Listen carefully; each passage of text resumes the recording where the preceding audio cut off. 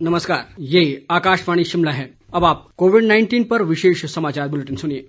केंद्रीय गृह मंत्री अमित शाह ने कल राज्यों और केंद्र शासित प्रदेशों के मुख्यमंत्रियों के साथ कोविड-19 की स्थिति के बारे में बातचीत की। 31 मई को चौथे चरण की पूर्णबंदी खत्म होने के बाद इस महामारी से निपटने की भावी रणनीति के बारे में उन्होंने मुख्यमंत्रियों से सुझाव मांगे। वन व परिवहन मंत्री गोविंद सिंह ठाकुर ने कहा है कि वैश्विक महामारी कोरोना के इस दौर में केंद्र और प्रदेश सरकार द्वारा गरीबों और जरूरतमंदों की भरपूर मदद की जा रही है। उन्होंने कहा कि लॉकडाउन के दौरान गरीबों को लाभान्वित करने के लिए सरकार ने 3 महीने का मुफ्त राशन मुहैया करवाने के अलावा इनके बैंक खातों में धनराशि जमा करवाई है। गोविंद ठाकुर ने कहा कि कुल्लू जिला में भवन व अन्य निर्माण कामगार कल्याण बोर्ड में पंजीकृत 4,865 मजदूरों को 2-2 हजार रुपये की धनराशि दी जा चुकी है। उन्होंने असंगठित क्षेत्र में काम करने वाले श्रमिकों से केंद्र व प्रदेश सरकार द्वारा चलाई जा रही योजनाओं का लाभ उठाने का आग्रह किया है। राज्य सरकार ने लॉकडाउन के बाद अभी तक हिमाचल वापस आए पेशेवर लोगों की क्षमता का दोहन करने का निर्णय लिया है।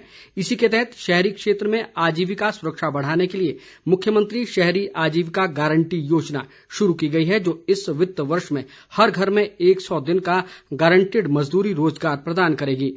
इस योजना को हिमाचल के सभी शहरी स्थानीय निकायों और छावनी बोर्ड में लागू किया जाएगा।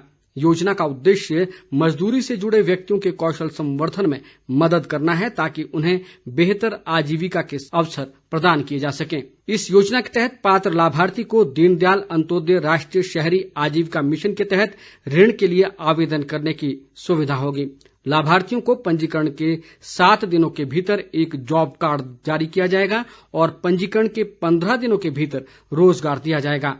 योजना के तहत काम करने के लिए अधिकतम आयु सीमा 65 वर्ष होगी। देश में मौजूदा समय में कोरोना संक्रमित लोगों की संख्या 1,65,799 हो गई है। स्वास्थ्य मंत्रालय के अनुसार अभी तक 71,106 व्यक्ति उपचार के बाद पूरी तरह स्वस्थ हो चुके हैं। इस तरह कोरोना संक्रमण रोगियों की स्वस्थ होने की दर बढ़कर 42.88% हो गई है। इधर प्रदेश में कोरोना संक्रमित लोगों की संख्या बढ़कर 290 हो गई है। आज प्रदेश में 9 नए मामले सामने आए हैं। इनमें कांगड़ा जिला से 4 और हमीरपुर से 5 कोरोना पॉजिटिव शामिल हैं। इनमें अधिकांश संक्रमित व्यक्ति दूसरे राज्यों से हिमाचल वापस आए हैं। प्रदेश में मौजूदा समय में 208 कोरोना पॉजिटिव विभिन्न अस्पतालों में उपचाराधीन हैं और 73 लोग उपचार के बाद स्वस्थ हुए हैं। हमीरपुर जिला के कोविड केयर सेंटर भोटा और डुग्गा में उपचाराधीन 2 कोरोना संक्रमित लोगों की रिपोर्ट नेगेटिव आने पर उन्हें अस्पताल से छुट्टी दे दी गई है। राज्य सरकार द्वारा लॉकडाउन के कारण हिमाचल में फंसे बाहरी राज्यों के लोगों को वापस भेजने के लिए सभी जरूरी प्रबंध किए गए हैं। इसी कड़ी में कल विभिन्न जिलों में रह रहे 1,586 व्यक्तियों को कालका से विशेष श्रमिक रेलगाड़ी के माध्यम से उत्तर प्रदेश के फैजाबाद और अन्य जिलों के लिए भेजा गया। सोलन के एसडीएम रोहित राठौर ने बताया कि सरकार के निर्देश पर इन व्यक्तियों को राज्य पथ परिवहन निगम की 60 बसों के माध्यम से कालका पहुंचाया गया और इस दौरान रेलवे स्टेशन पर सभी यात्रियों के लिए भोजन की व्यवस्था भी की गई।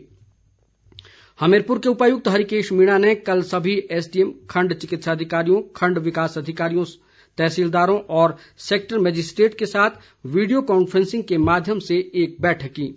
इस दौरान क्वारंटीन स्थलों के बेहतर प्रबंधन और निगरानी को और अधिक सुदृढ़ करने पर चर्चा की गई।